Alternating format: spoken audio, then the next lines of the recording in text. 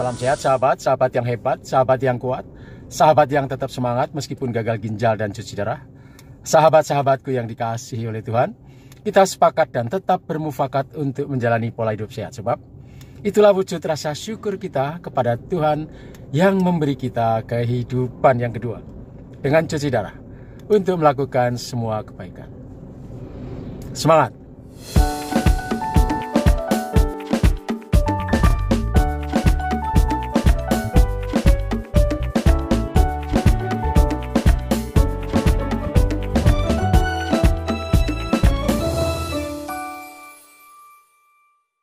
Ini hari Selasa. Kemarin saya cuci darah. Hari Selasa adalah hari kerja. Jadi saya persiapan berangkat bekerja. Besok pagi Rabu cuci darah lagi. Kamis kerja, Jumat kerja, Sabtu cuci darah. Jadi 3 hari bekerja dan 3 hari cuci darah. 1 hari di rumah hari Minggu. Hidup ini menyenangkan jika kita menerima keadaan, kita sanggup mengatasi kesulitan, ya terus happy apapun yang terjadi. Nah, setiap kali saya berangkat bekerja, saya sudah mempersiapkan itu di belakang. Itu adalah tabung gas ya, tabung oksigen. Ya untuk jaga-jaga kalau nafasnya nggak nyaman. Malum karena jantung bermasalah, kinerjanya sudah sangat menurun, jadi seringkali terasa kekurangan oksigen. Sahabatku, saya gelisah sekali karena banyak teman-teman utamanya yang masih baru bertanya, bisakah pasien cuci darah, pasien gagal ginjal ya, yang sudah menjalani cuci darah sembuh lepas dari cuci darah? Saya akan menjawab nanti ya sambil di perjalanan. Kalau jalanan lengang ya kita jalan dulu ya. Saya akan terangkan sedikit mengenai mengapa seseorang bisa lepas dari cuci darah atau mengapa seseorang tidak bisa lepas lagi dari cuci darah.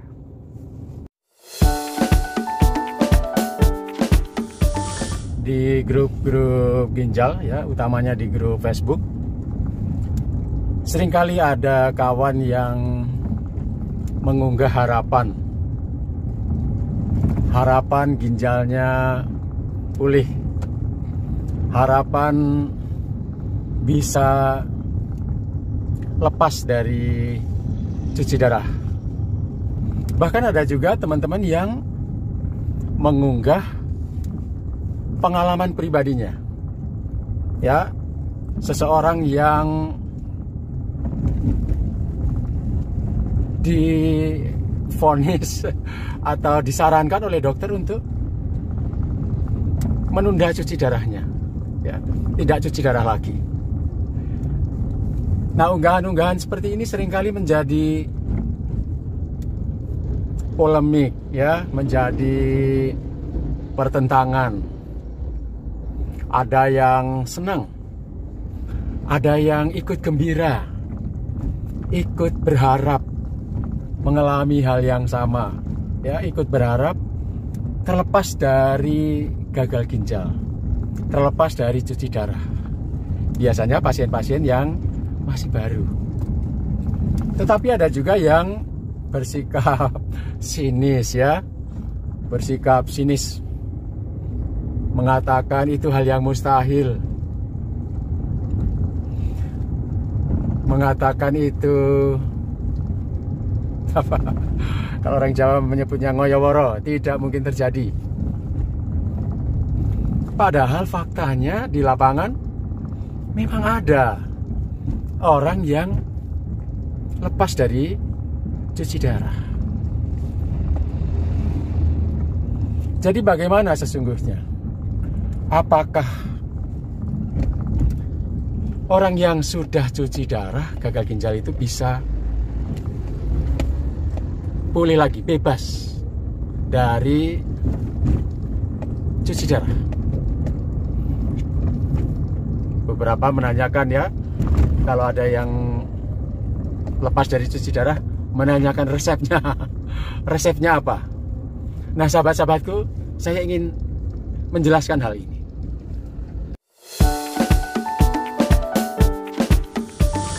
Penjelasan yang pertama adalah,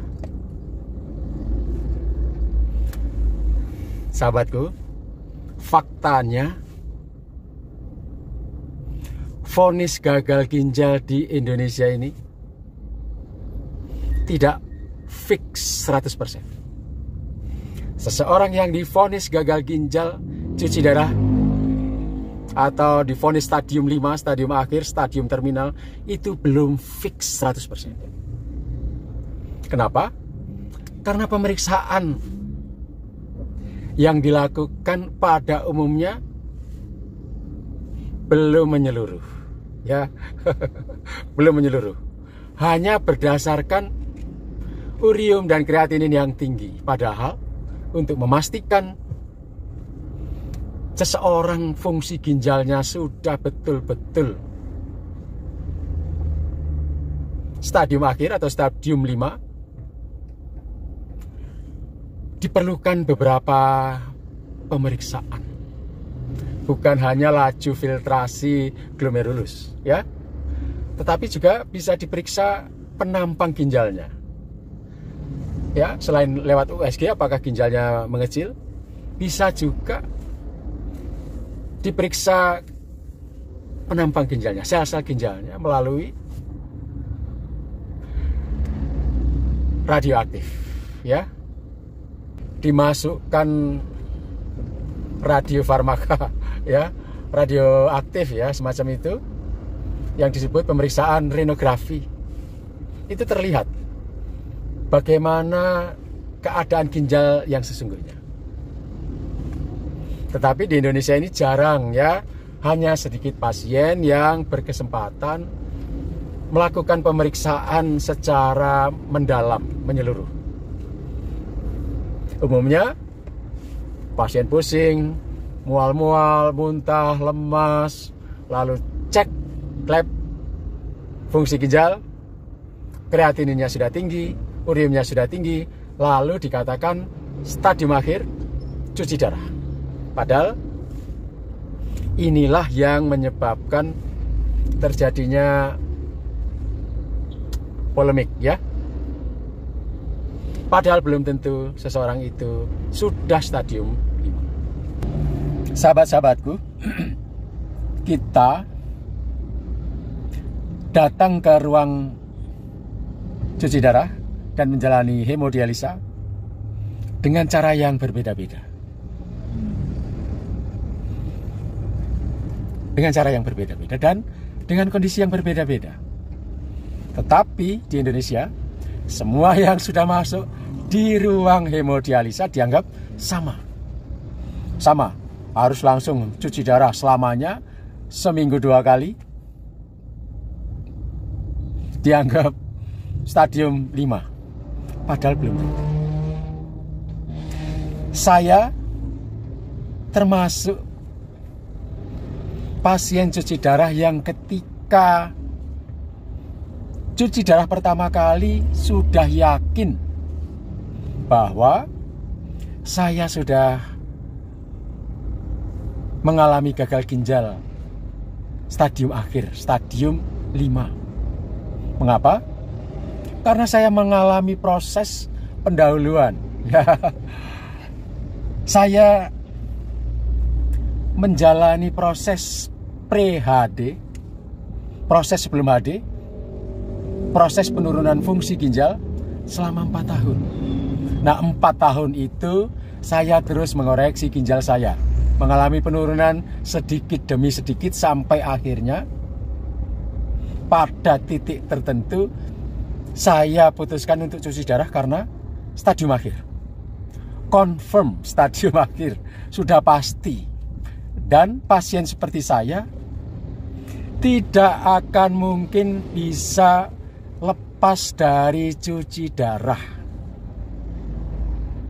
Ya, ingat, ulang sekali lagi. Saya adalah pasien yang sudah confirm stadium akhir ketika masuk ke ruang cuci darah, ketika cuci darah pertama kali. Mengapa? Karena saya sudah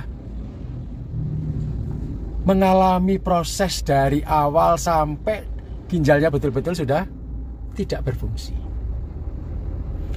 Nah, pasien gagal ginjal yang sudah confirm, sudah pasti ginjalnya stadium akhir, tidak mungkin bisa lepas dari cuci darah seumur hidup.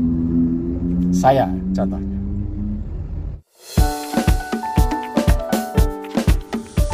Tetapi sahabatku, ada juga pasien cuci darah yang sebelumnya biasa-biasa saja. Ya, kemudian mengalami sakit, demam, lalu mual, lalu kondisi tubuhnya menurun. Padahal dia juga tidak mengalami sebelumnya diabetes, ya, tidak mengalami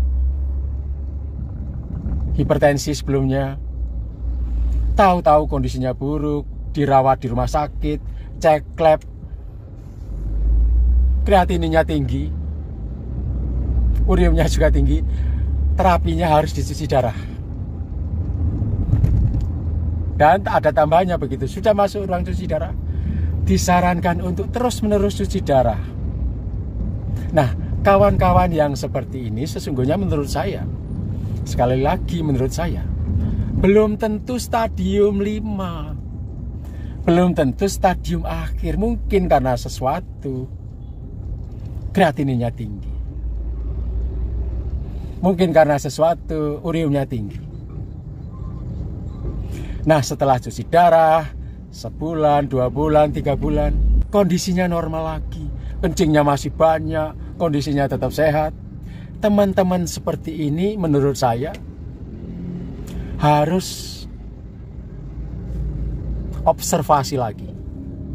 Sekali lagi menurut saya harus observasi lagi, jangan-jangan ginjalnya masih stadium 3 sehingga masih bisa untuk tidak cuci darah dulu. Banyak kejadian teman-teman yang sudah cuci darah setahun, ya, ternyata kondisinya stabil, urium kreatininnya tidak naik tinggi, sehingga dia bisa lepas cuci darah. Karena kondisi ginjalnya ternyata belum stadium akhir. Lepas cuci darah selama beberapa tahun, setahun, 2 tahun, atau 3 tahun, ginjalnya lama-lama memburuk, mulai cuci darah lagi. Ini banyak terjadi. Jadi sahabat-sahabatku, teman-teman yang belum confirm, sekali lagi, teman-teman yang belum menjalani pemeriksaan secara menyeluruh, secara detail, belum terkonfirmasi secara fix bahwa gagal ginjalnya stadium 5, menurut saya masih berpotensi untuk lepas dari cuci darah. Itu bukan berarti ginjalnya recovery, ya. Sekali lagi, bukan berarti ginjalnya membaik, melainkan karena di Indonesia ini umumnya vonis gagal ginjal itu belum fix 100%. Ketika seseorang dicuci darahnya pertama kali, tidak seluruhnya fix sudah 100% gagal ginjal terminal. Itu jawaban saya, sahabat-sahabatku. Akan tetapi apapun kondisi kita perlu terus berdoa dan berharap Tuhan memberikan kekuatan, memberikan mujizat, ya, memberikan kelegaan kepada kita untuk bisa tetap sehat. Syukur-syukur terlepas dari cuci darah.